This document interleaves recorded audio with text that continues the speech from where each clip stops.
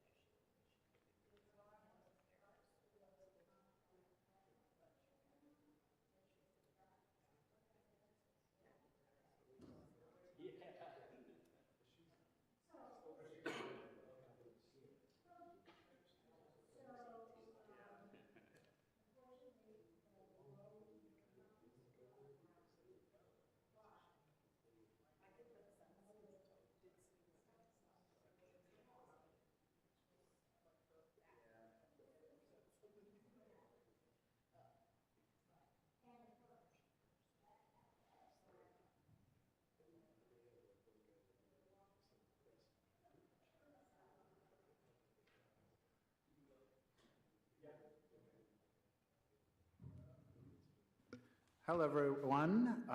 It is 5:04, and I'm going to call this meeting to order. Do we have any absences to approve? Yeah, Andrew Grayson will not be present tonight. He let me know that earlier today, so that will be one to approve. And then Stuckey is not here yet, but he didn't say that he wouldn't be here, so I don't think that we need to count that as an absence quite yet. But Okay. Do I have a motion to approve the approved absences? So moved. Do I have a second?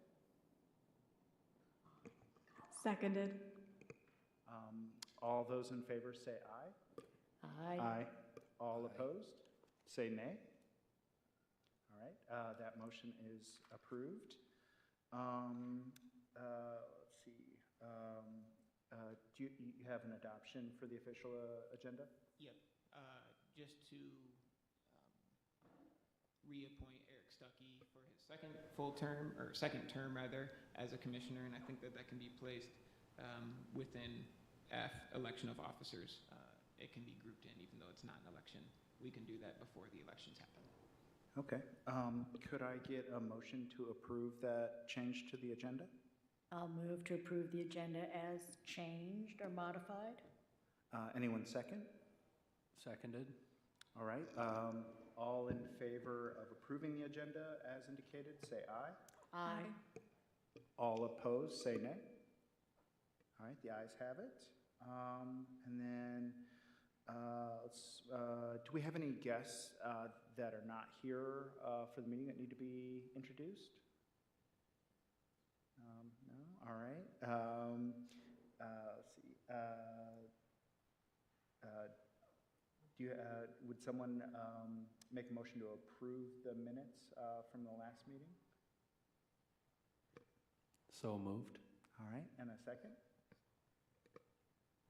Seconded. Okay, and then, yeah, all in favor of approving last week's minutes, say aye. Aye. Aye. All opposed?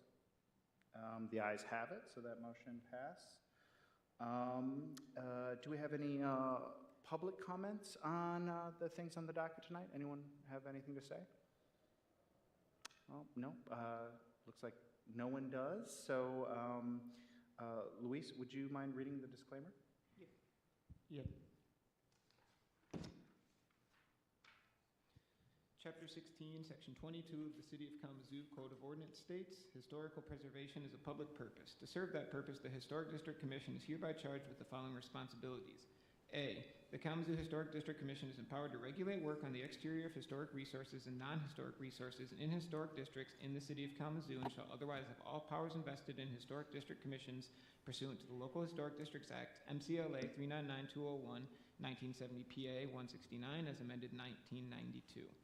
B, to regulate work on resources which, by city ordinance, are historic or non-historic resources located within local historic districts, including but not limited to the moving of any structure into or out of or the building of any structure in an historic district.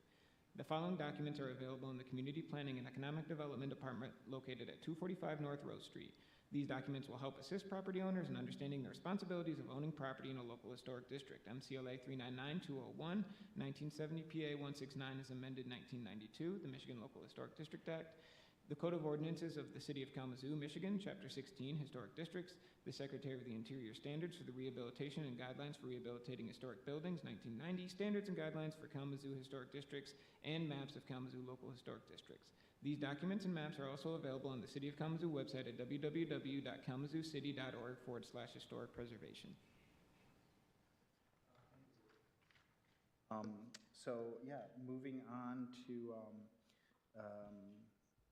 do we have to do anything with old business? I don't think we do. Nope. And Yep. I just want to say before we get started today that right now, as it stands, with only 4 commissioners, for a motion to pass, we'll have to have unanimous approval of it because we are at the quorum limit right now. Since 4 people is quorum, that means that if an applicant would like to elect to postpone the meeting to a time when there may be more commissioners present, you are more than welcome to do so. I'd just like to let everyone know that ahead of the hearings. So. Yeah, thank you, Luis. So I guess we move along to the new business. So the first review is 1509 Academy. Do you mind? Yeah, come on up. Good evening. Ooh, that is loud. I'm Tom Myers. Caroline and I live at 1509 Academy Street. The house turns 100 years old today. There is an addition on the back that's not original to the house that we are looking to replace. There will be some changes to how it looks currently. There are fewer windows, and they're not windows that go all the way to the ground. Part of the reason is that the room is very inefficient. There's water damage on the south wall. There is baseboard heating, but the windows don't open and close anymore. So what we're looking to do is to make it more energy efficient.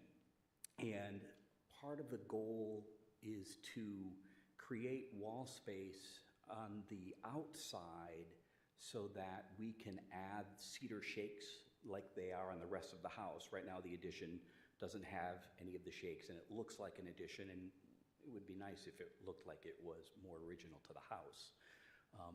The windows will be basically standard size. In addition, there's a change that we're looking to make in the west side of our dining room adjacent to the addition. There's a pair of French doors that currently lead to the neighbors, which I don't think was there when they were put in. They're not functional. There's a lot of damage.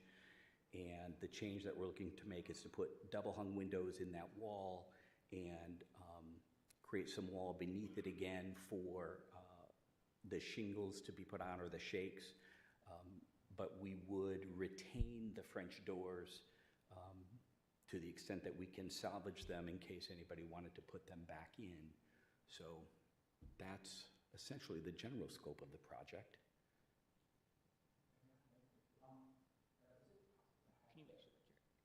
Sorry about that. Is it possible to have the imagery for each applicant on the screen as well? Yep, Casey, could you please go down to, we can start at page 14. Yep, there we go. Yeah, I have it pulled up on mine, but do any commissioners have any questions regarding the project?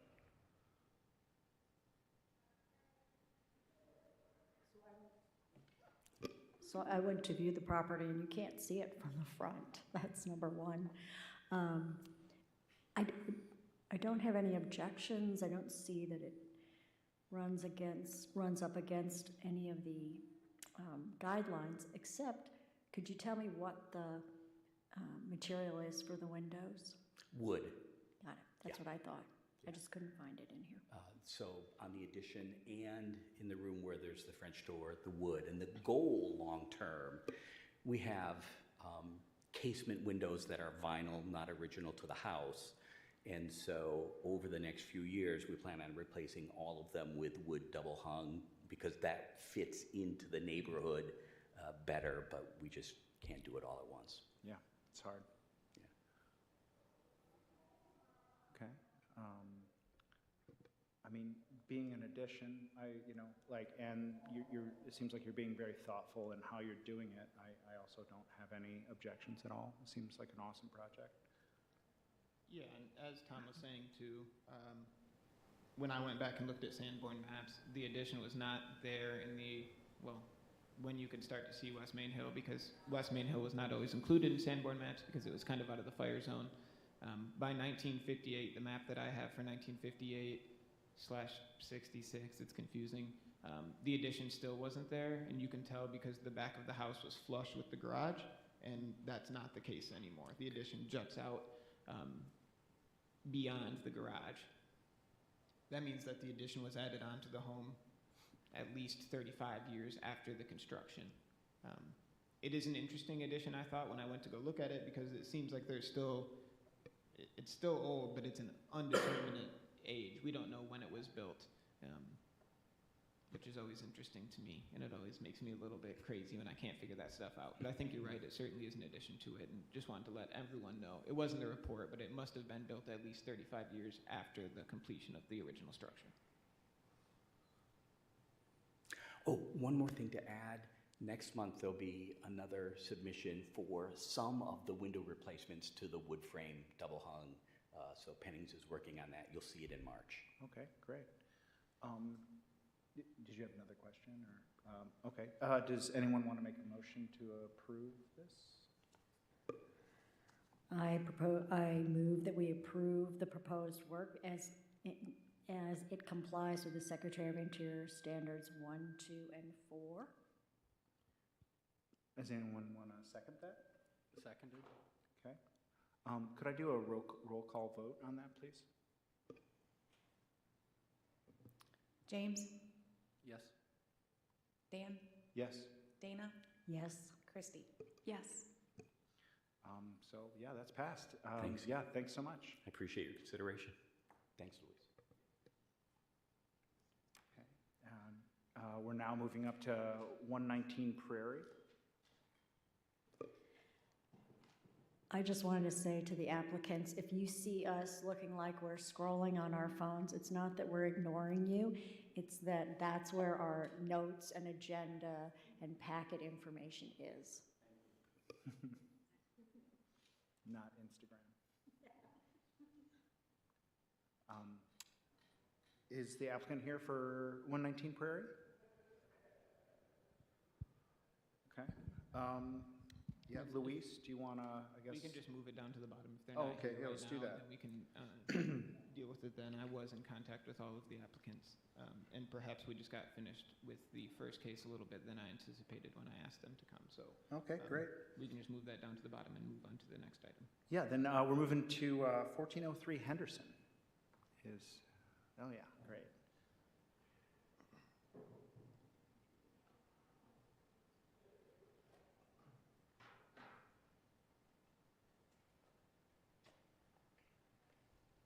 Hi, I'm Brian Pennings, and I'm representing the Lundbergs.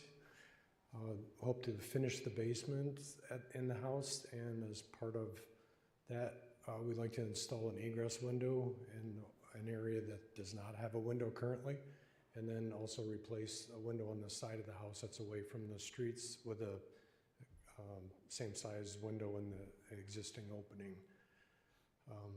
I think you had all the information was documented in the agenda packet.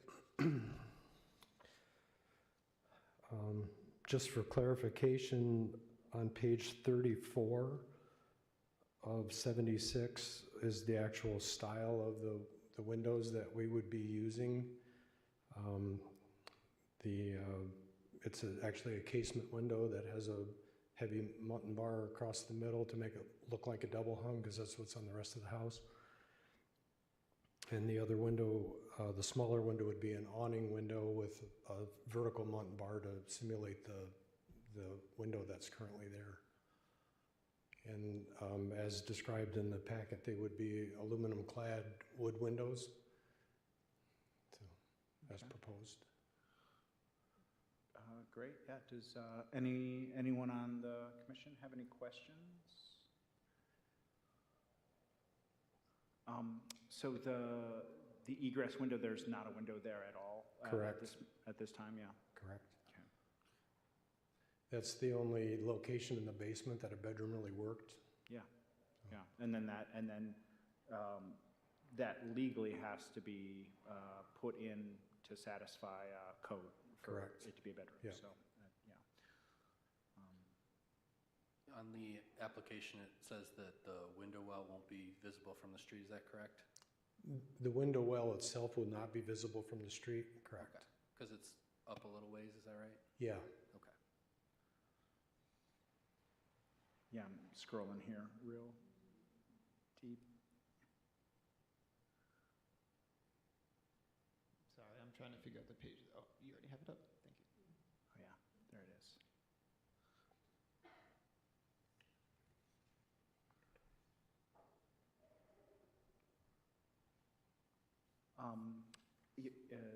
Anyone else have any questions? And if not, then I guess we would put that to a motion unless there are questions. Should we have two motions, one for the egress window and one for the replacement? That makes sense?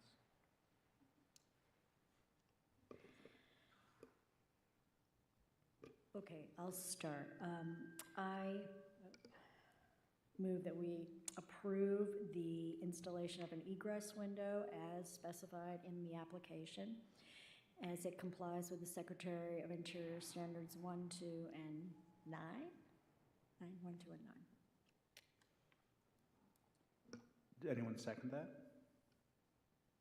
I will second that. All right. Could I have a roll call vote for that, please? James, Yes. Dan, Yes. Dana, Yes. Christie? Yes. Yeah, so that one passed. Do I have a motion on the second window? I'll make a motion to approve the work for the second basement window as described in the application as it complies with the Secretary of Interior Standards 1, 6, and 9. Thank you. Do I have a second on that? I'll second it. All right, could we do a roll call vote for that, please?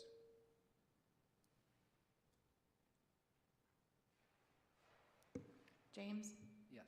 Dan, Yes. Dana, Yes. Christie? Yes. Yeah, well, thank you so much. Okay. It looks like, yeah, Th- a nice addition. Yeah, thank you. And I'll be in touch with you tomorrow to send over the certificate of appropriateness from the Historic District Commission to say that that work can continue, and just make sure that you go. I think you've already applied for the building permit, so just make sure that you get all the permits necessary. We could apply for the permit as early as tomorrow, is that what you said? Yep, and then Yes. I'll also send over like the historic okay end of it as well, just to let you know, and then, so it's official that it did pass at this stage as well. So, Okay, Yep, all right, and you'll get a physical copy as soon as the mail permits. okay, thank you very much. Yep, thanks for coming in. Appreciate it. Yeah, moving on to 251 East Michigan. Hi, Hello. Rachel Krasinski. I'm representing TrayStar. So I'm working on a project that's changing a former bank space to a wedding and event venue in the Main Street East building. As part of that project, when we were going through the design and construction phase, we realized that there's not enough outside air coming into the space to support the occupancy load for an event space.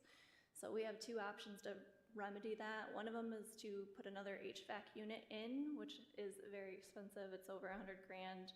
And the timeline right now on those, it's 6 months out for lead time. So it'd be a significant financial hardship for us to do that. The alternative route is to add a couple louvers that will pull air in from outside and then exhaust it back out into the alley. It'd be on the back side of the building. The windows are that would be removed and replaced are not original to the building, so it wouldn't be destroying any historic materials. And then I've also confirmed with the architects that the window frame would be maintained, so we could revert back to windows in the future if we wanted to, or didn't have a need for those anymore. Great, yeah. Yeah, does anyone have any deeper questions on that? On this page that's displayed right now, I was just trying to orient myself. Those are pictures from the alley, correct? Yep, Okay. yep. And so the windows that would be replaced, it's the two small ones on the very top that are on either side of the door. So there's the door, and then there's the two closest windows on either side. On the lower level? Yes, on the lower level. To be clear, they'll be over the door. There's two windows that are directly over the door, and they'll be the ones that are flanking those windows. So there's two rows of windows. They'll be the smaller windows above the doors flanking it, Correct. not the arched windows.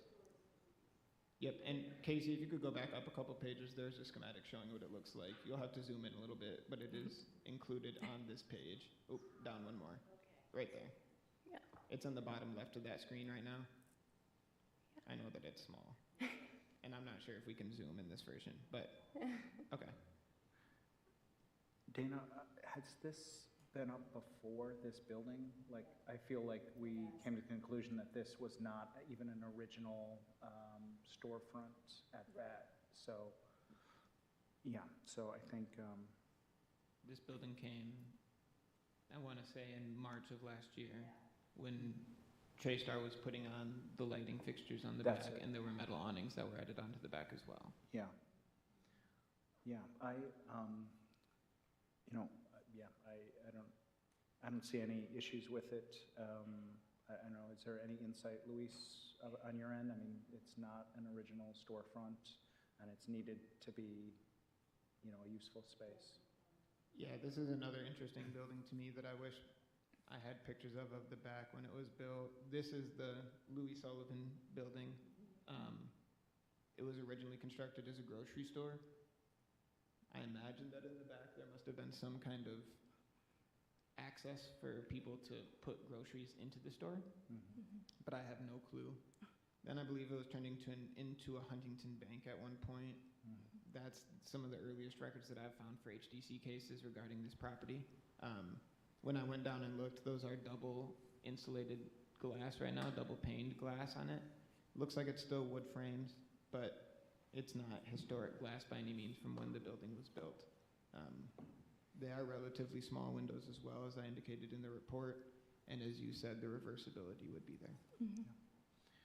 Okay, great. I mean, yeah, so can I get a motion to approve the project as stated? I move to approve the project as stated. I second that. Thank you.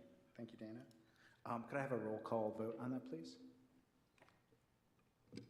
James, Yes. Dan, Yes. Dana, Yes. Christy? Yes. Yeah, thank you so much. Thank you. Stuckey?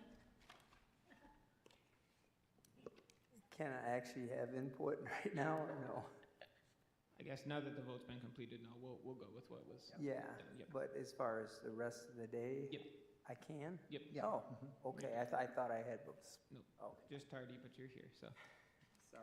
Yeah. Thank you. Thanks so much. And again, so I'll be in touch with you tomorrow, Rachel, sending over the certificate of appropriateness, and I'll send it to the other people within the organization as well. I would always just check with the building department to see if you're going to need additional permits. I anticipate you might need a mechanical permit for this work. Make sure that you don't start the work before you get those permits, but you will have the approval from the historic end. Great. Thank you. Yep. Yeah, we're moving on to 823 Lucas Court. And I'm not sure if a representative is present for that property either, so we can slide it down. That would be me, so.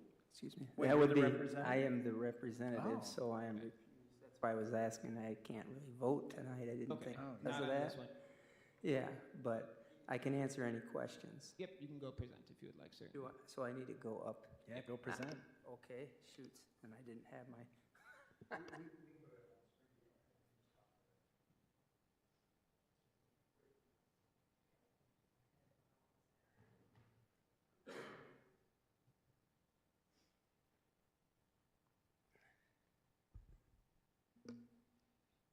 You can just talk into it. You'll be good to go. Okay. I'm Eric Stuckey. Here and representing KPEP on 823 Lucas Court. So there's a number of things that my understanding is mostly we'll get administrative approval. There's some repairs on existing storm windows that are wooden that we will do with a rot-resistant wood, and there's some repairs on an exterior door that is wood, again, with rot-resistant materials we'll repair. There is a light that's being added on the back door where the kitchen area is, more for safety than aesthetics, I suppose, but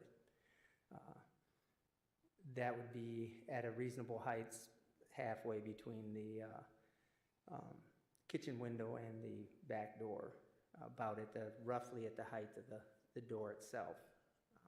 What fixture they choose, I don't know if that's something that you want to weigh in on, but with KPEP, that if you don't specify, it'll be the cheapest light that they can possibly put in. So what else? There's a fence in the back that it's sort of unclear whether we will take down portions of it or not. It's pretty bad shape. The posts are all rotten. The majority of the fence is in rough shape. Different materials, picket fence of different styles. I did see that some of it, the pieces that had fallen down, the neighbor has picked back up and wired up. I presume it was the neighbor, so it's now facing us, so technically now that would be considered their fence and not ours. But as long as it's standing, I don't have a problem. But What else? I didn't even bring my. No, that's fine. And the So- thing for consideration today is just the removal of the chimney for this. Chimney, Yep. that's right. So we've had some leaks in the roof, and they want to re-roof the house by demoing the chimney on the top. The chimney itself is in, I'd say, reasonable condition on the inside, but there's places that I know that we repaired that were in pretty bad shape down in the kitchen area. So in the attic, it does one of those S curves, if you've ever seen those. Yeah. So it's not, it's more aesthetic. I'd say that part of the chimney is functional, but as far as it being a defining feature of the house, my personal opinion, I don't think it's super important. It's not super visible, but I don't know. I guess one picture I did take there, Louise took, does show you can see it up there at the top. So that would be up to you to decide. I have not personally been on the roof, so I can't speak to the condition of the chimney above the roof line. I was told it was in questionable condition, but I personally can't speak for sure. And then basically the main impetus to remove it is just to make it easier to roof, is that the I idea? think that's probably pretty much it. Right. And then is this like a group home then? Or? This will be a house that they will put back on the market, Okay. to my understanding, yeah. So Okay. For sale or? for Okay. open sale. I Okay. don't think it's one that we're going to turn into a transitional house. At least Okay. that's not. I'm not privy to that information. If it is, my understanding is this will be a turnover property. So Yeah. it'll go back on the market. So anything that we do, of course, the new owners then, of course, would be able to say, well, it was like that when I got here. Sure. So. Yeah, out of the gate, I know we've had at least 2 cases of come up in the last year about removing chimneys for ease of roofing, and we've denied them all. So just out of the gate, I mean, the other stuff that you were mentioning sounds great, Yeah. but I would, before we get too deep in the discussion, I know I would have to say no, and I think that we have only 4 people to make quorum. So, that's just where I'm at, just because we've already. Sure. Yeah. Sure. I think yeah. in one well, case, we even asked a person to put the chimney back up.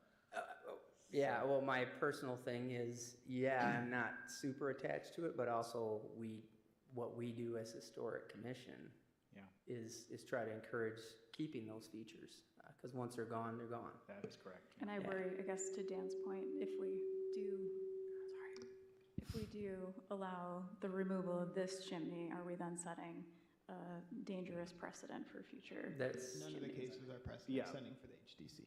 Okay, well, Yeah, but Yeah. people might expect that we vote. right. To take it. And I tend to be in agreement as well. Even though it is behind the dormer, it's still visible and it's original to the house, so I would have also voted. no. Fine, yeah. I personally don't have an issue with it, so. And again, I'll reiterate that it's your prerogative right now, since there's only quorum, if you would like to postpone the meeting until the time when there is more than quorum, because you would need a unanimous vote right now. So just something for you to Well, consider. I could say a lot of things, but this is a public meeting too, so. I'm fine with the vote, the way the commission votes. So as far, I don't see a need to postpone. I don't personally see where the outcome would be any different. Yeah. That's my opinion, of course, but I'm fine if you want to put it to vote. Does anyone want to make a proposal for this motion so we can vote it up or down? I guess, go ahead. Okay. I will help me if I do it wrong. I will make a motion to deny the application based on Secretary of Interior Standards 1, 2, 6, 9, and 10 for the removal of the chimney. Anyone second? I second it. Okay, we're going to put it up to a roll call vote, but just remember, you have to vote in the affirmative to, Okay, But I wasn't clear in reading this. okay. Is it just the removal of the chimney that we're approving, or is it also the Drip edge. shingles and the drip edge and the vent and the? My understanding was the chimney was the only one that really had to go to vote, but Luis Okay. could speak to that for sure. The proposal that came to me initially, when it came to me, just said re-roof. Through an email communication, when the application was actually filled out is when I saw that the removal of the chimney was something that was to be considered with the project, and I think that was just a mission when they were, just probably missed it when they were filling out the paperwork. So when I saw that, then the project in total was the removal of the chimney and the roofing. Every roofing project in the historic districts, if it's just going to be a reshingle without having to change the pitch of the roof or alter the cornices or the soffit or fascia, will be administratively reviewable. So if the applicant elects to move forward with the re-roofing without changing any character defining features of the home, that would be something that I would administratively review. Okay, all right. If that answers the question. Yeah, that Okay, does. that So does, the okay. motion is good and it was Yeah. seconded. So we're going to do a roll call vote and you're basically saying yes to denying it. So just a reminder. So if you don't mind, yeah. James, Yes. Dan, Yes. Dana, Yes, Christie. Yes. All right, so I will send out some paperwork to the owner and to you, which I guess is KPEP tomorrow, saying that the demolition of the chimney was denied, and we can figure out how to move forward, and we can also continue to explore the roofing portion of this job as well. Great, thank you. Of course, yeah. Thanks for coming down and talking to us about it. Okay, we're now moving to 1406 South Westnich. Is there a representative for 1406? Oh, Yep. yeah, awesome. Brought water and snacks and everything. I thought I was going to be in for the long haul. And we but, moved pretty quick, so yeah. Yeah, I see that.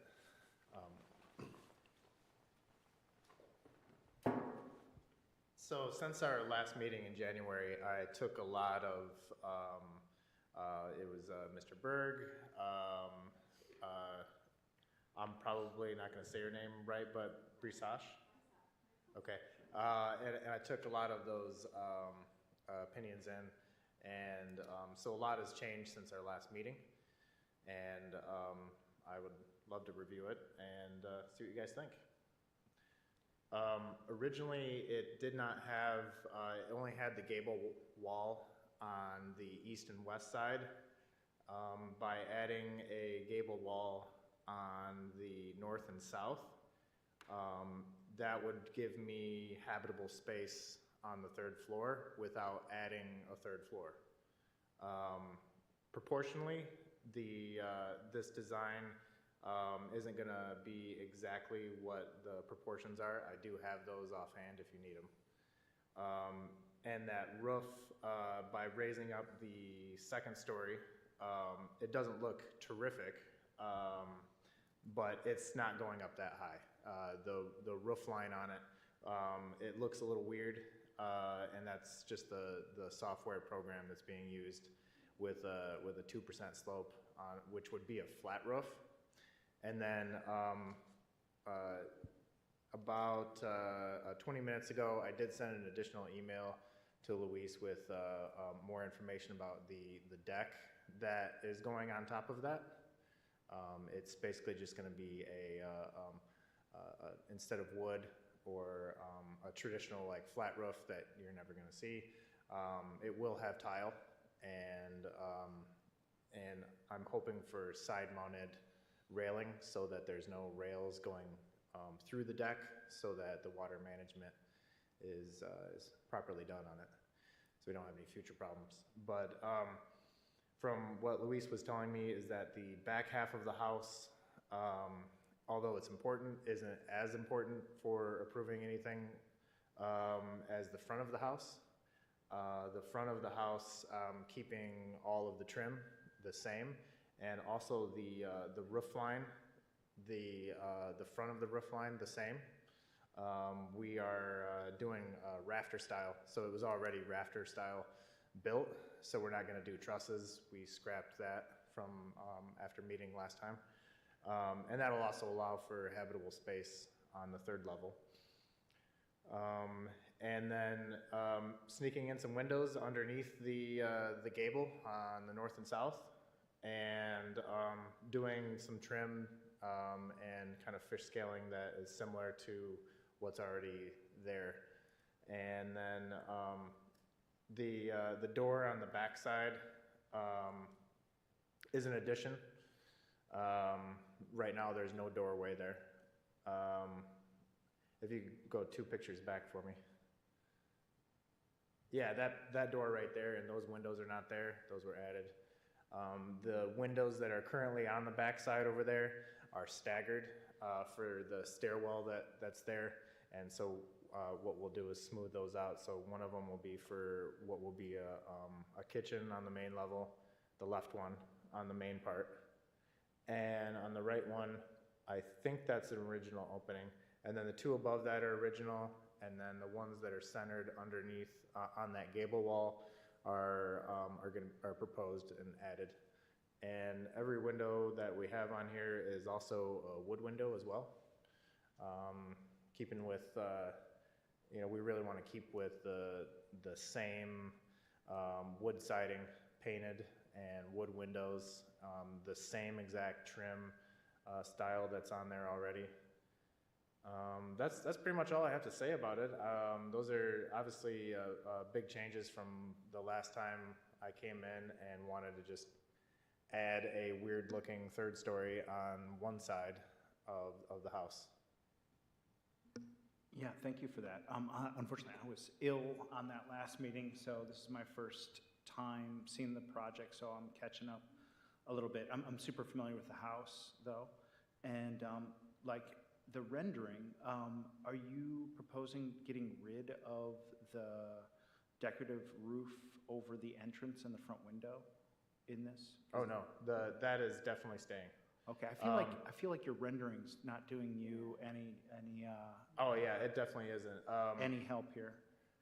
Yeah, so everything that you see underneath there, anything that can be restored will be restored, and that original roof line right in the front is staying the same. Okay. So I will say too, so the pediment that's over the window in the front and the pedimented porch on this house are not original to the house by any means. They were added at, I don't know when. Those are Greek revival elements that were put onto the house. And really, traditionally, it was just more of a colonial revival-ish house. It was much more stripped down. I believe there was a porch on it. I have a picture that's not the best picture, admittedly, from the 1900s, and it kind of was surprising when I looked at it the first time. it had a porch. I believe that it did, yes, originally. And, that's, things change over time, and as the Secretary of the Interior's standards say, they gain significance, I guess, in their own right. So it's not condemnation for the porch being gone, but just to let you know that the pediment or the triangle that's over the window right now, and then the gable roof over the door are not original features. Also, I think it would be helpful, Art, if you could tell us, if you know off the top of your head, the existing height of the structure, and then what the new proposed height will be, to put it into perspective for us a little bit better. I think we had it at under 30 feet. Okay. The new. The old. Okay. And then the new would be, yeah, definitely under that 35-foot mark. Okay. For the max, yeah. So, I don't know if I'm just put off by the rendering, but a couple comments. One, yes, I do believe that from my time on the committee, we have granted more leeway if the applicant requests to change something on the back of the house. This house, though, I feel like it's much more visible than some of the projects that we've approved, because you see it coming down West Edge. Yeah, that's why we wanted to make it definitely a showpiece. Yeah. So my problem is with the back part, because it seems like what you've done is you've taken a house that has certain proportions, and now you've created something that's all out of whack, proportionally. And I don't know if that's just because of the rendering that you've given us, or whether that is actually what you're proposing. I think it is too, sorry. Important to think about. The reason I think that I've considered more leeway for the rear portion of the house is because it's clearly an addition. To me, it's less about the placement of the house in relation to the original structure. It's more about the time that was added. So it's not, that portion of the house, I don't think, and we're going to get into the weeds here, is not something that I would have considered probably a contributing portion of the house as a contributing resource overall to the Vine Local Historic District. Here in Kalamazoo, we consider the entire building, in my opinion, nearly the same when you're looking at them. I'm sure that we could all say that we do afford more leeway to things that are in the back because they won't be seen by the public, but I think that the reason that I've always considered it for more leeway is because it's an addition on the rear. Secondly, I think that since the question of proportionality of this structure has come up so many times, I believe that in something in my report, were you saying that we're only going to be looking at about 3 feet taller overall in the structure after this addition is going on? I redid that calculation. It's actually 4 feet. Okay, so That's close. 4 feet, I think, is probably not accurately represented here, and it probably makes it look like it's going to be a lot taller. Sorry, I keep cutting out.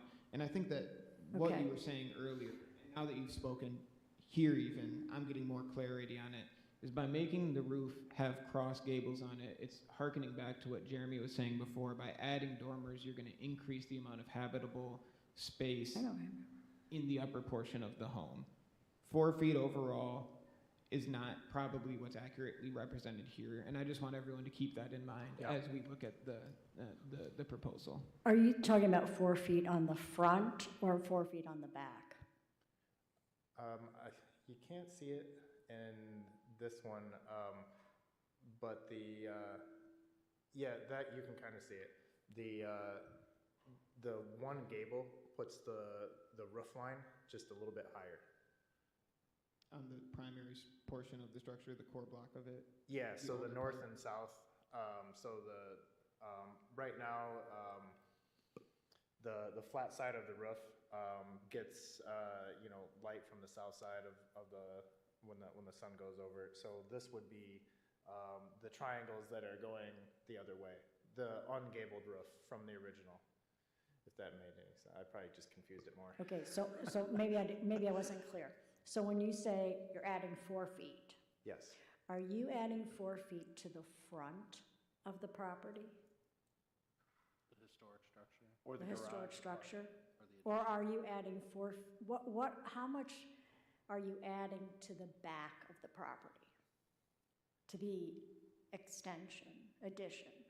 Oh, the height of Yes. that commercial property, or what I feel makes it kind of commercial feel. It's got the glass doors and a garage that used to be a garage. So the back portion, it would take it just above that window from the original on that bottom right picture. Okay. And I think proportionally then we can see the height that he's talking about. So it'll bring it. how tall is that?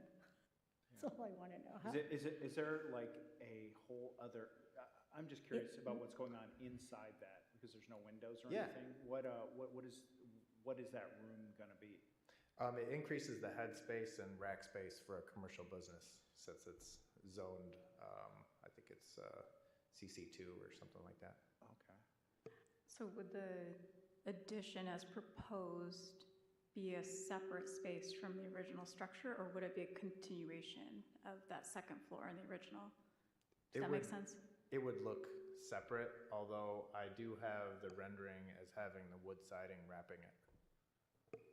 I think just for the sake that we're all on the same page, so I refer to the gabled structure the part with the triangle roof that is facing Westnedge to be the core block of the building, just so we can all have similar language to use when we're describing All right, this. that makes sense.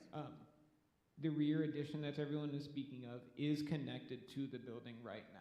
We are not concerned in the commission with the interior layouts, but it does flow freely from the core block of the building to the rear addition, being the one-story flat roof portion of the building here. I think, Christy, what you were asking was, are they still going to be joined together? Yes, I was trying to understand if the second floor addition on the rear addition, will that then attach to the original structure? And we won't have any purview over what happens on the inside to the original block. But the two from the outside, when viewing them, will still be connected together, correct? It'll look like it's connected, yeah. Yep. Like it is right now. Right yeah. now. I think the question that Dana was asking then is, so the addition on the rear of the building, the flat roofed portion, you're saying is going to come up and it's going to block the two windows that are right now on the rear of the core block of the structure, correct? Yes, there's a window and a door, Yep. and both of those were, I forget the language they used, but there's a little bit more leeway, like I could use a steel door, it doesn't have to be wood. I could, probably get a window that's not wood approved, but even though we're doing all wood, just because it's the back side and nobody sees it. So by increasing the amount of headspace into the entrance of the commercial side, though the door and the window would be covered up. Yep. Or gone. And the standards and guidelines say now that metal doors can be approved for rear applications on buildings that are in historic districts, which is what you're speaking to. So, Then I think one last point, I'm sorry. I think the question that Dana was then asking, that on the core block right now, if we were measuring from the ground to the median point on the roof, are you saying that the new structure as proposed will be 4 feet taller than the existing structure from the base of the structure to the median of the roof pitch? The addition? Nope, on the core block, the historic portion of the building. So where that roof line is right now? Yep. We're gonna keep that roof line, the original roof line. The one that goes across to that, that would be increased by 4 feet. Okay, so the new cross gable would be 4 feet higher than the existing gable roof right now. And sorry to take over for a second. no, and like I'm trying to sort through what is an off rendering and what is reality a little bit. And so, like, looking at the rendering, it is just extremely odd looking to have basically a hat on the addition that is that tall with no windows or anything. And so I was like trying to figure out, like, if it was going to be used as like a bedroom or something, I think you legally need to have windows. And go ahead, I'm sorry. It's increasing the headspace into what is the main entrance of the building, and also the amount of rack space that we can get in. If you look at the window, on the second story, the bottom of the roof actually starts right below that, so that there can be a walkout on that third story. Yeah. So it looks taller here for a lot of reasons. One, that roof pitch is off, and it's going to be a completely flat roof. Okay. So where that white trim is actually where it would start, and the program has an auto roof feature, and it's almost impossible to make it look like a flat roof on one side, and that's also the reason why there is no roof over the front door and the bay window. Okay. It's the roofing on this program is terrible. Gotcha, yeah. So like on the rendering, it looks like basically you doubled the size of that building, and then just looking, if you scroll down, you can see the photos of the existing building. You can see that it's maybe like 30% or 25% Maybe taller. that's it. Yeah. Okay. So that seems a lot more reasonable. Okay. Casey, can you scroll down to the Okay. existing photos of the house? Yeah, right there. So if you see like the garage and the storefront, It's only Yeah. going to be as tall as those 2 windows, which Right. is a lot more reasonable than Reasonable. what's being rendered. Okay, I get it. While we're on this page, I had a question about the roof line again. So the addition with the gabled part that you say is going to be 4 feet taller, the existing fascia isn't going to be moved up at all, correct? Like on the second story there? Existing on the Like in the bottom, if you look at like the bottom right picture there? bottom right. Okay. You're not proposing raising that existing like roof line, right? It's just going to be the gable that goes up 4 feet higher at its peak? Is that right? I see what you're saying. Yeah. So that original roof line is what we're going to keep, so that we don't have to try to piece in new wood siding with the old stuff. And then the gable will. It's basically we're just putting a triangle over those 2 windows on the north side of the house, the bottom right picture, and then that will give us the additional space for square footage on the 3rd floor.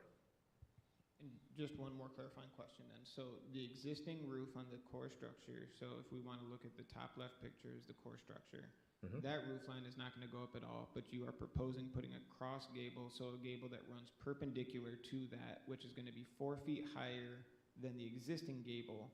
And I think that's what James was asking too. So you're not going to raise the roof as existing, you're only going to be adding the new cross gable into it. Right. Okay. Yeah. That seems a lot more straightforward. Yep, cool. Thank you. Sorry for so many questions about it. No, I'm happy to answer. Maybe, oh, go ahead. That honestly helps quite a bit, because I know that, you know, your objective is you're trying to make money off of this property, and I can tell that you definitely took into consideration the comments at the last meeting in creating this new rendering.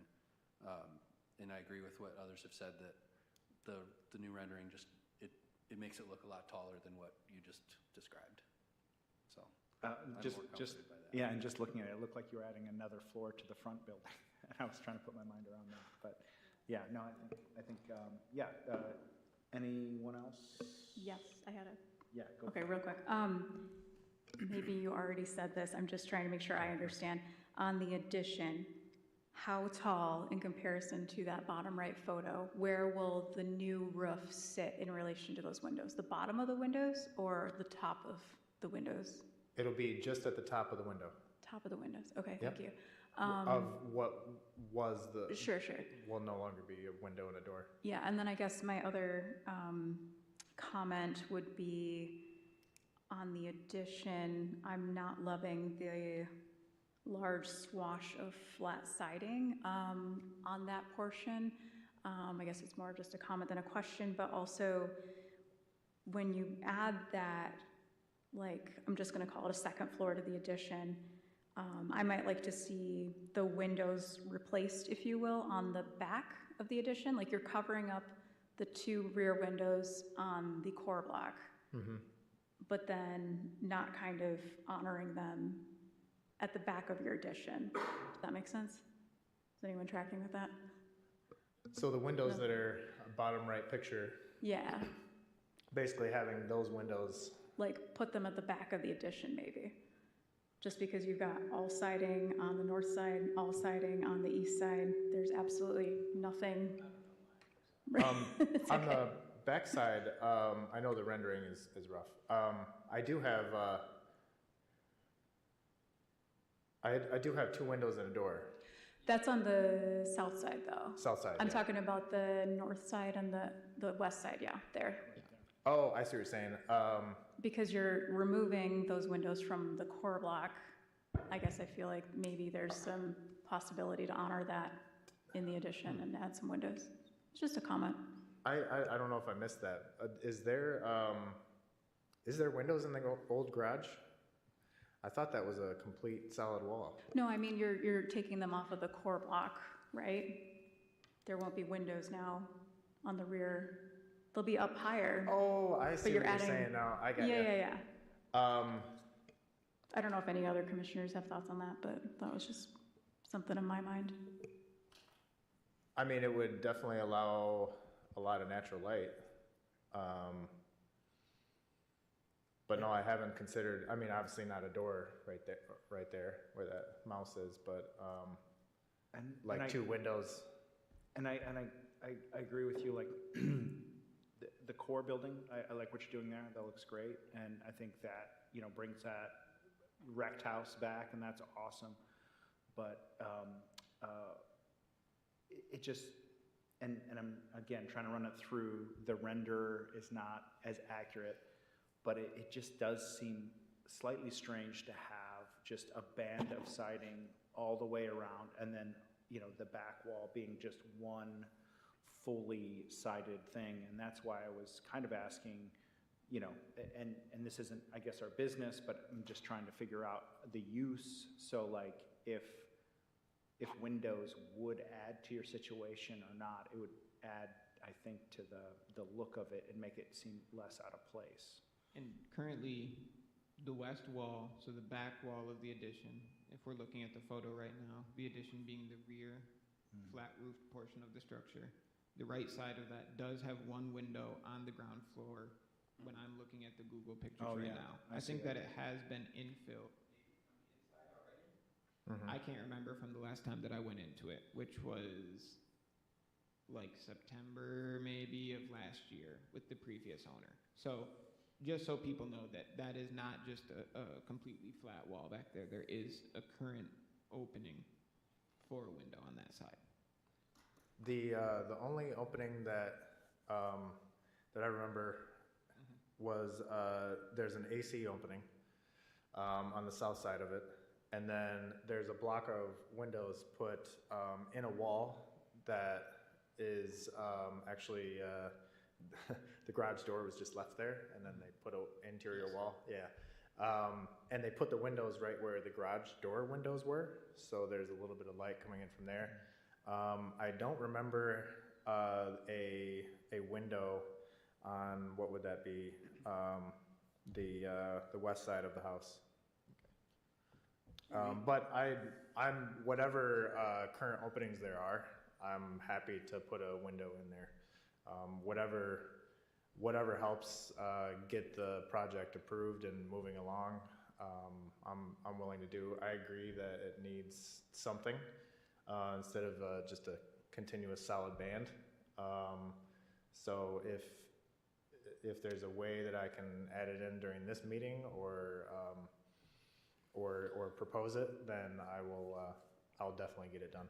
Are you working with an architect at all? I have a structural engineer, and he has an architect that he works with, but I don't have an architect that I'm currently paying money to, no. Okay. Yeah, and I just feel like that might help you out. There's a guy that was on I think he was on this board way back when, named Nelson Nave, who really consults on lots of historical buildings. But I agree, there just needs to be something there, because I feel like, you know, even if you were looking to sell this or rent this, or, you know, it's not going to look right if you just build that story another story taller without any openings on it. You know, I think it's going to do you a disservice and the building a long-term disservice by doing it that way. And we've been differentiating between the core structure and the addition this whole time. Obviously, as a historic commission, we're more interested in the core structure, from my understanding. So I guess I've been convinced, I would say, for the core structure that in the way that the gable has now been described here at this meeting. My holdup still is with the addition, and it's not that we don't have an interest in it because it's an addition, but you're adding a whole extra story to it, which, as I understand it, goes kind of against the 9th interior standard. Placing an extra story on top of the building not being compatible with the massing or scale.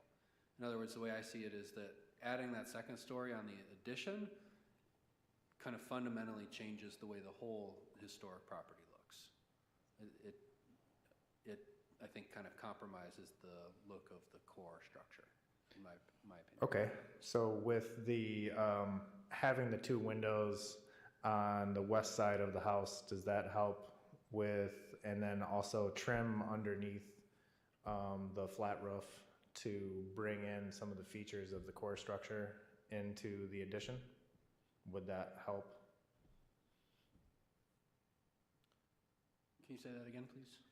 Having the 2 windows that Christy mentioned from the back side of the house, that's right now a door and a window, having those be 2 windows on the west side of it, the other side of the garage, and then having some trim that is continuous with the front, the very front western side facing. Having some trim underneath that flat roof going around, would that help tie everything together? I think so, just from, verbally hearing it. You have to see a rendering. The north side still troubles me because that's what you would see coming down Westnedge. It's highly visible. And I don't know, I don't want to get in the weeds about trying to problem solve this, but maybe instead of doing a full extra story, what if, because you had said you wanted more headroom for the commercial side, what if you just did like a half a story and then you could still do your walkout deck from the 3rd floor, you could have like a staircase that comes down or something. Maybe that would help with the proportional differences. I don't know, just thinking. I think, I'm not fundamentally against an extra story, but I think it has to be more thoughtful than just, stacked on top of this. I mean, that's my hang up. And like, if we did break it into 2 parts right now, I would vote and be pro, like everything you want to do on the core original historic side. But I just feel like, we can't problem solve what, how to make it look like more proportional here, as we're standing here. But, it's got to have wind. I mean, it's just, we approved a house, I guess, a couple years ago that is giving the same vibe on the corner of Oakland and Stadium, and we took kind of a risk on that. It was a very tall, narrow house, like 3 stories, and then the siding situation was kind of a similar feel to me. And once it was all done, it just looks off. And like, I just don't think that's going to do you a service to get that far along. But like, if you reached out and found, a local architect, I mean, I'm not, shilling for Nelson Nave, but there's many out there, and it wouldn't be too much to do a consultation just to make it feel like more part of, the original building, I guess. That's my instinct. Yeah, I'd have to agree with pretty much everything that's been said. If we made 2 separate motions, I would be in support of the principal part of the property, or the historic portion, if you will. I really appreciate the fact that you took in our input the last time, and you're way, way closer to, something that everybody's going to be happy with. I think your back section does need some design features you may be able to do. You mentioned a hand railing. I'd like to see that before I would approve that back section too. What is that design and how is it going to look? But you may be able to drop that down and tie in and fill some of that space that people are talking about. Doesn't look good. You might be able to put an additional roof line in there or something too, to help kind of give it shadow or depth or texture, if you will. I'm not an architect, so I'm not going to speak and solve those problems, but the deck, question to you, the deck access is coming from the door off the 2nd story of the existing structure. Is that okay? And is this going to be 2 units? The existing structure will be a live-in home, and then the addition portion is going to be a commercial business, or the whole thing is going to be run commercially? As it is zoned right now, really all I can do as it's zoned right now is have a commercial or business on the main floor, and that would occupy what used to be probably a breezeway and a garage, and the whole front part there, including the basement. And then the 2nd story would have to be, well, really Airbnb or another, office or something. I do want to have it rezoned so that, somebody could live and enjoy the house. So I think after this, getting the permit from hold status to active status, and then I could look at zoning from there. But yeah, it really just needs to get dried in. The roof is still not great. Yeah.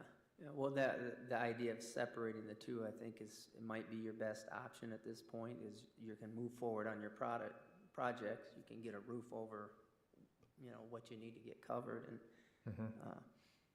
Yeah, the commercial side, the flat roof, was originally asphalt shingles, and then they just put asphalt juice on there, or whatever you want to call it, sealer. It's leaking too, and it's really bad shape. So pretty much I'm gonna have to tear the tops off of both of them without interrupting any of the wood siding as much as possible.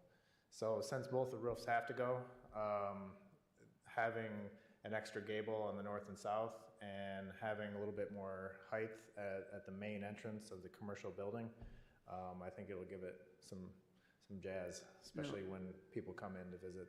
that portion of the commercial building, that is gonna raise a full story, like, in other words, 8 feet or more, correct? Or that's moving at the 4-foot increment that the rest of the home is moving at? It really only gives you about 6 feet of headroom once you add in all the floor joists and everything that go into the flat roof. I think too, if we're considering that what you're telling us and looking at the rendering is accurate, neither of those windows on the back of that, I don't think that window is 8 feet tall, I guess. That would be an extremely tall window. I guess the door could maybe be 7 around feet. there. Yeah. So we're going to be moving up to the top of that window, and maybe there's 2 feet at the bottom. So 6 or 7 feet or something is where you'll be going up. I also think that what people have been referring to at this point is the Secretary of the Interior Standards 9, new additions, exterior alterations, or related new construction will not destroy historic materials, features, and spatial relationships that characterize the property. The new work will be differentiated from the old and will be compatible with historic materials, features, size, scale, and proportion, and massing to protect the integrity of the property and its environment. And it sounds to me like the commission has been specifically referring to the compatibility of the rear addition and the proportion, mostly, if we're going to look at openings. Then if we bring it over to the local historic district standards, the thing, again, that we're looking at, because we're still, if I'm hearing you guys correctly, subservience is still being achieved, and it's subordinate to the original structure because it'll be shorter than the original structure is. The proportion of the openings, so both the size of the new openings and their proportion and frequency on the building addition should relate to the primary structure, and the ratio of the window area to the solid wall area for the facade as a whole shall relate to the primary structure. And it sounds like that's what you guys are referring to when we're talking about the openings on the rear addition in the heightened portion of that, correct? That's very succinct. Like, yeah, basically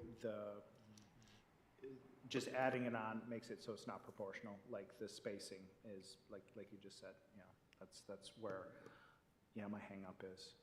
Yeah, I would be happy to add, I mean, not a door, but 2 windows to that garage side to make it look proportional. That might very well do it. Yeah, I will definitely do that if that's what you would call for. I had a question about so the roof is going to be walkout, it's going to be a deck. So it would need railings, correct? Yes. Okay, so that would also help, I think, if we saw that on a rendering for the backside. It would help me visualize it better. I guess my concern is I am so thrown off by the depiction, the drawing, that I realize is not proportional and is not accurate, but I cannot in my mind redraft it. So I'm looking at that thinking, the massing, the proportionality and the massing is off. And I think too, it doesn't seem consistent from picture to picture. Like some of the shakes or the fish scaling is present on some gables and not on others. So I think that, I agree, just a more accurate rendering would help. There was a picture that had all the way around. Yeah, there it is. Yeah, sorry. Yeah, the pictures aren't the same all the way around. You're right. Sorry about that. Yeah. But yeah, the fish scaling would be under each gable. So I'm ready to make a motion on the front side historic portion of the house. Yeah, and I just want to make sure that as we move forward with all of this, we're all being very clear about what we're going to be moving forward with and what we're looking for. Things like railing can be administratively reviewed as long as they meet the standards. And all that calls for is for them to be balustered, and that the space between the balusters is at least equal. I'm not interested in approving it, I'm interested in seeing it. Yep. That's what I'm interested in, is seeing how that changes what I'm looking at. Yeah, like unfortunately, like if you look at this image that's pulled up right now, like if we approve that, I just couldn't approve it as depicted because that wide siding on all three sides just doesn't match anything in the neighborhood or the house or anything. And, you know, I'm trying to put my mind around that is inaccurate, that needs to be shrunk down.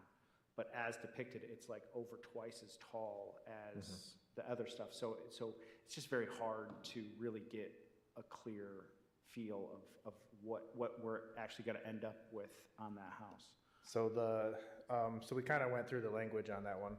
If we just were going off of text and no pictures, then you can kind of visualize that above the glass door for that side entry right there, you're only going to see about 5 feet of siding, and then your flat roof is going to start taking into account. And then the two windows on the west side will be transferred, taking your suggestions, to the, what would that be, the west side of the garage. So on this side of the garage, you have a, Yeah, yep. so this height right here is not going to be that tall. It's, you know, it's going to be, and then you're not going to have this chunk piece right here. There will be the two windows that are going to be transferred that are right here right now to right there. And then this peak right here will be 4 feet above this peak right here. So those are the three main things I think that might help if we were going text only on this one. I think we still need some windows maybe on the north side, I think is what Dana's getting at. Yeah. There's really, they'll have to be really short windows. I mean, you know, I don't like glass block so much, even though it's old school. But they will be very small windows. I guess that's why I need to see a better rendering for the back. I mean, I'm prepared to move forward on the front of the building. Okay. But if yeah, I'm prepared to move forward on both, but I don't think you'd like my motion on the back. Okay. That's unfortunately where I'm at too. Like the front, it's awesome. Like I think it sounds like you listened to everyone's input on that, and it looks like that'll be a huge improvement. But the back, I mean, it feels like just slightly too murky for us to be able to, you know, make a decision on that without seeing, you know, concrete, what kind of windows, because we're not going to ask you to design it on the fly here and pick out windows and stuff. But like some thought has to go into, you know, that band. You know, even if it's only, you know, 5 feet is you know, that's more than a full window. A full window is like 3 feet. So you could have full windows, but I don't know what that ends up. Yeah. Okay. And just again, one more time to clarify, what the commission is suggesting is that to match the rhythm of the openings of the building, or not suggesting, but what they think would better respect the rhythm of the openings on the primary structure, is to put, it sounds like to me, windows on both the north and south side of the addition, or some kind of opening that more closely relates to the primary structure onto the rear commercial garage addition of the building. Okay. I also want to say to everyone that when we move forward with this one, as we've gotten, and this goes to Art too, this application came in once and was postponed, and now we've gotten to this point. It needs to be acted on within 60 days of the processing of the paperwork in total. or an extension can be granted as long as there's an agreement between either myself and the applicant or the applicant and the commission. So those are just things to consider as we move forward, because we wouldn't bring it back before that 60-day time if we brought it back next month. So I just want everyone to be aware of that. So how do we word that in a motion, I guess? And I think that we all need to have, we're not going to draft a document right now to get it in writing to look at moving forward with the postponement, but it would either be, if sounds like to me right now there's going to be a split up of two different motions that are going to be proposed for this property as I listen to the discussion. The front core structure and the rear addition structure. Since these came together as one,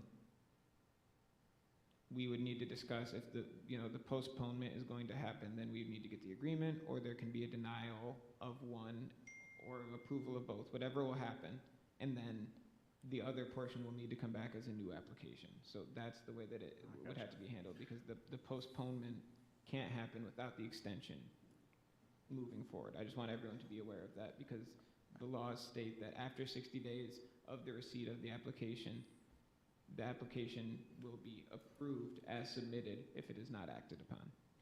So it would be better for the applicant if we postponed the second portion than if we denied it, right? Because if we deny it, then he has to come back again. Either way, it sounds to me like right now there will have to be a return trip if, I don't know how the vote's going to happen, but if there's a denial on one portion of it, right, then they would have to come back again, or it would have to come back again to re-propose something. Right? And does that trigger additional fees, application fees? Yes, and so another hearing fee. it's in the applicant's best interest if a postponement versus a denial. For the applicant, the postponement of the consideration is better than the denial financially.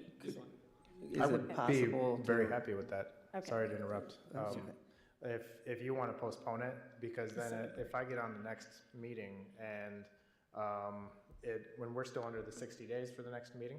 We would not be, but if we make an agreement in writing together, and tomorrow we could getting an agreement written, then we could have an extension till the next meeting. So I just wanted everyone to be aware of that, because the postponement. Well, that was what I was going to say. Could you weave that extension into a No, motion? That's not possible. I would not want that to happen. Yeah. I would make an agreement with the applicant. Uh-huh. I just wanted everyone to know so that we didn't get to the point where we're having this, just for complete transparency, that all parties involved know that that's the case where it stands right now. Yeah. So, Yeah. I would rather not have him have to pay fees and Agreed. reapply and do the whole Agreed. thing, because you're very responsible in working with us, and that's awesome, and we want to just arrive at a good conclusion for the house, so. Okay. sorry if that was confusing. No, okay, so again, how would we make we'd make a motion approving the front? Let me try this. So I propose that we approve the applicant's proposed changes to the core structure of the property as being consistent with and in line with the Secretary of Interior standards. Does anyone want to second that? Can you cite which standards, please? If it's all- I was going to say too, if we could add a little bit more Okay. in terms of specifying not to exceed the 4 feet in height that we're approving, and to make sure that we're adding in there the differentiation of the fish scale as opposed to clapboard in the raised portions, those types of things. Yeah. Isn't that in his app? I think the language that you use is fine. It seems to me to be specified in there already. In the app, okay. Yes, so But Secretary of Interior standards for the core structure, 1, 2, 6, and 9. Anyone want to second that motion? Seconded. All right, could we have a roll call vote for the proposal, please? James, Yes. Eric, Yes. Dan, Yes. Dana, Yes. Christie. Yes. Okay. And then was the thought that we don't want to vote to deny it, right? We want to vote to pause on that for another round? Is that the language we're looking for? Did you say that either the extension can be worked out between the applicant and you or the applicant and us? I would have to pull up the ordinance, but it needs to be in writing between either the applicant and myself or the applicant and the commission. And since we don't have anything in writing at this meeting right now, I know. So we just don't vote on that portion at all? We don't make a motion, we just leave that lay for you guys to work out the paperwork to bring it back to us? Mm-mm. No. No. I can't tell you guys how to vote. I think you still have to make a motion that would, We make a motion and No, because then it'll be outside the 60 days. Not if an agreement was drafted. to allow Luis to craft a language, right? Can we That direct would- Louis? What was that? Can we direct you to I think that- work out an extension Ooh, with the there we applicant? go. Yeah, that's. There we fine. go. Yeah. Yeah, obviously, I think that this seems to me to be a gray area. Sounds to me like the applicant is amenable to an extension happening. So if a postponement was the thing that was moved for, then I would make sure to get the paperwork drafted up, yes. Would someone like to make a motion postponing it so we can So get the paperwork? I would move that we postpone any approvals on the addition portion with the understanding that Luis will work on the proper paperwork for an extension. Yes, and does anyone have the language for Stuckey to be able to read off of the packet? I can try. I'll make a motion to postpone our voting on the rear portion until our next meeting on March, and direct the applicant to provide the requested materials and information to the Historic Preservation Coordinator by noon on March 14th if the applicant agrees to further postpone it, and ask that Luis work up an extension agreement. Is that sufficient? Yeah, that's great. Okay. Anyone second that? I'll second it. Okay. Could I have a roll call vote on that, please? James, yes. Eric, Yes. Dan, Yes. Dana, Yes. Christie. Yes. Again, thank you so much for working with us through this, and yeah, I think, you're going to be so much happier, I think, with the addition, going this route. Yeah, but it's always been about the long term, so I appreciate all of your input, everybody. Appreciate Again, it. so clarifying, the front portion with the cross gable has been approved, so tomorrow I'll email you out a certificate of appropriateness for the work as proposed in that portion of the structure. Tomorrow I'll also be in touch with you about an extension, and we'll get that down in writing and stuff so you can agree to the extension. So we do not, because we'll be going past the 60-day limit there, but it'll be an extension of the case that we have standing right now, and we can deal with that at the next meeting then. For the rear portion of it, adding the height to the rear addition garage portion of the building. So you'll hear from me tomorrow, certainly. And then Tuesday, what would that be? Probably not a Tuesday, but is it the 14th? Tuesday the 14th is when materials will be due, and then Okay. Tuesday, March 21st is the day of the next meeting, and I'll indicate that in my email to you tomorrow. Sounds good. Awesome. Thank you. Thank you so much. Yeah, thanks Thank again you. for your time. Appreciate you. Before we move on all the way, we have one case left that the applicant did not show for, 119 Prairie Street, so you guys will now go back to that one and hear on that one. Would you mind laying it out for us? Wait, do we know why the applicant isn't here? I do not. I sent out 6 emails, and there were 6 cases, so I emailed out to everyone letting them know that the meeting was at this time.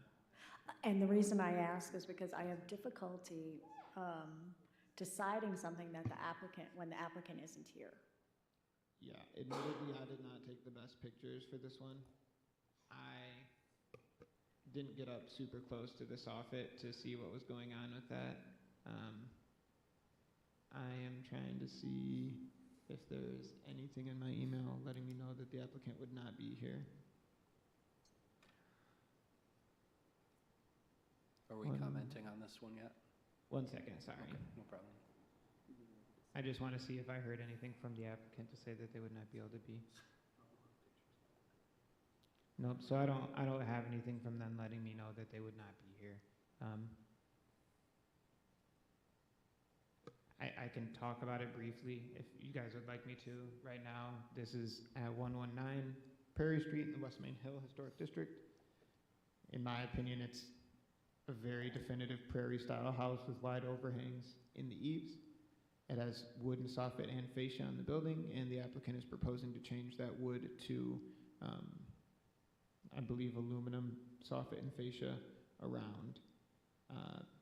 That's the project, as I understand it. I had looked into some pictures online to supplement what was provided on the application, and it looks like, at least from some older photographs. Can you make sure if your mic is on? Sorry. Oh, I'm sorry, I thought it was. I had looked at some pictures online to try to supplement what was provided on the application. I was able to find some from when it was listed previously that were closer in on the soffit and fascia, and I think it would be a pretty major change to switch to aluminum materials. Have they even mentioned an aluminum? Is it going to be like an 8-inch aluminum as opposed to a 4-inch clapboard, or like any of those type of details? Those questions I do not. You don't know. Yep, I apologize. Did they explain why they wanted to switch to aluminum? Any ideas? I'm sure that the old stuff is deteriorating, Maintenance. and that's probably the reason why. Okay. But I would have to dig back through my emails to give a definitive answer on that one.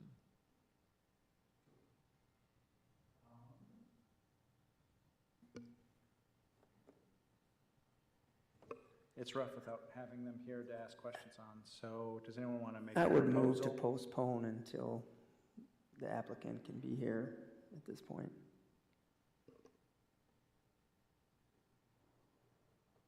Yeah, do you want to do a motion? Someone?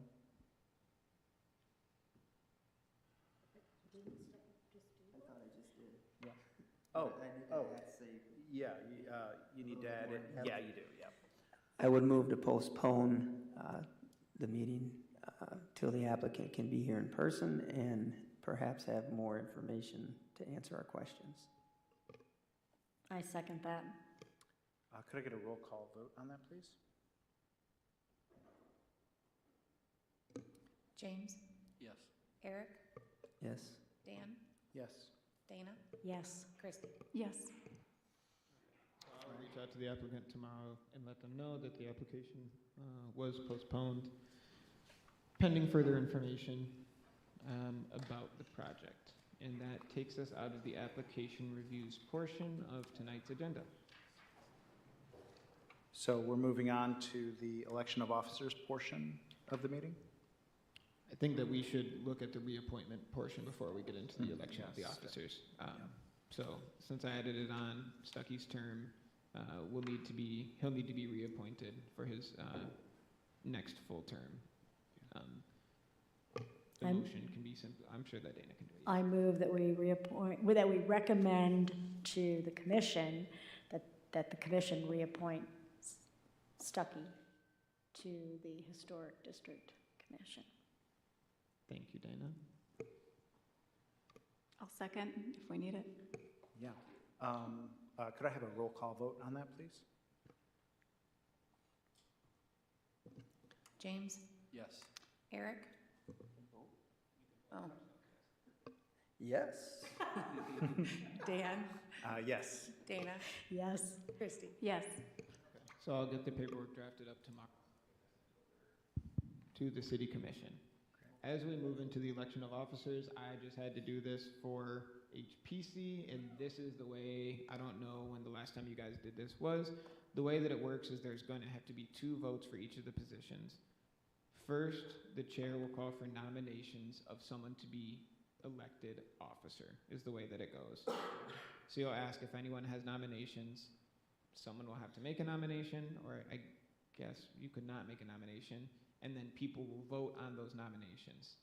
The thoughts behind this, I think, generally comes from larger bodies where there could be, and maybe this will be the case, but if 3 people are nominated, then it goes to the actual election portion where the nominees are voted upon to see who gets elected. So there'll be a call for nominations, then you'll ask, are there any more nominations? If no one says anything, then we'll move on to the election phase of everything. The nominees will then be voted upon.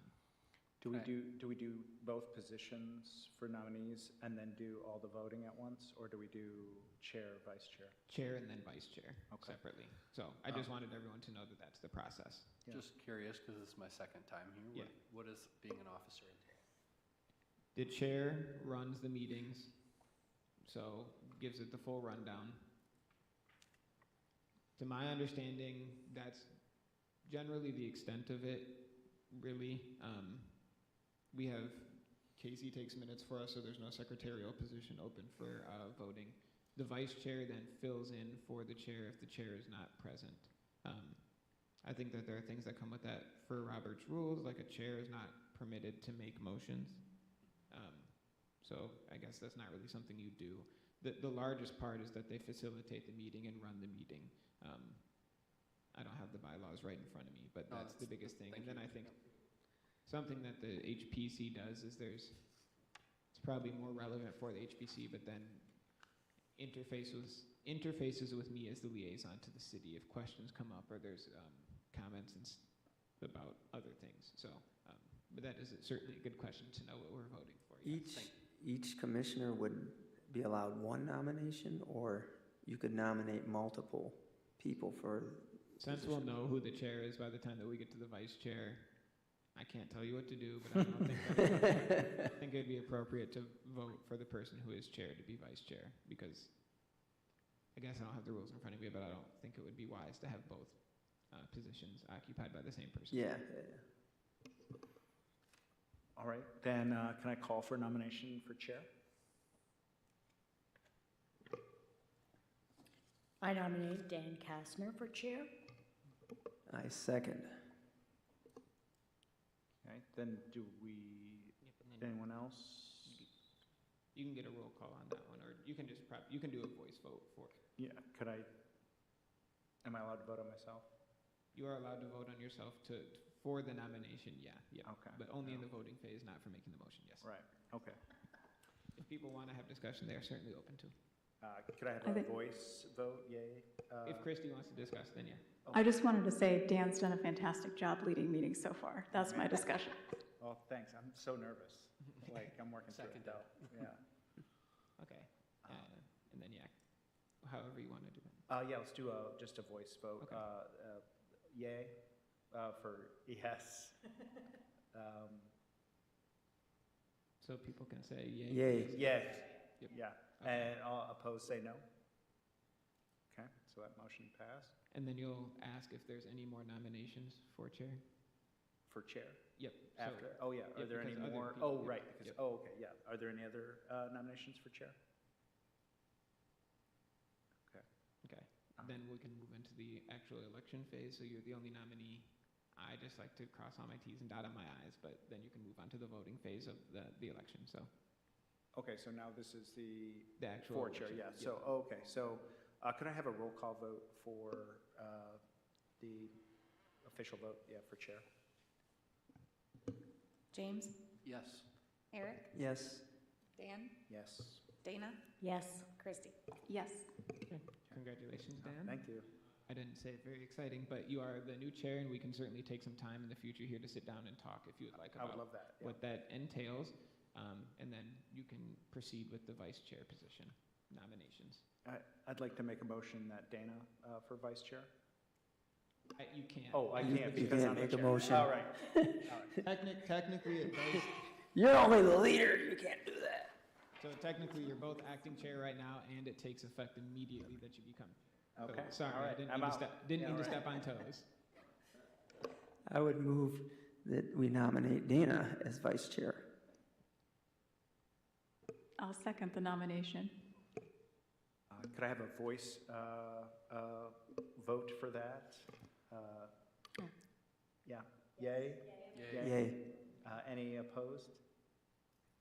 Yep, so the yeas have it.